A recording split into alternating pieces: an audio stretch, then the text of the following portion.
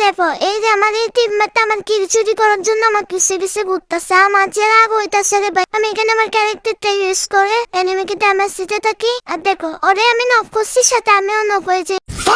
আর গেটিনারি আপডেটটা এত ভালো লাগছে যে এনিমি মারার থেকে এখন মনে হয় কি নিজেই নক হয়ে যায়, নক হলে এত ভালো লাগে। তো তোমার কারে কারে হচ্ছে কি আমার মতো নক হয়ে বসে থাকো এইভাবে, তো তারপর হচ্ছে কি ওই পাশে আমি আরো একটা এনিমিকে নক করে দিই। আমি তাদেরকে ক্লিয়ার দিতে চাই, তো এখানে আরো একটা এনিমি চলে আসে, আর ওই এনিমিটা যে আমাকে ফুট থেকে মারে আমি নিজেও জানি না।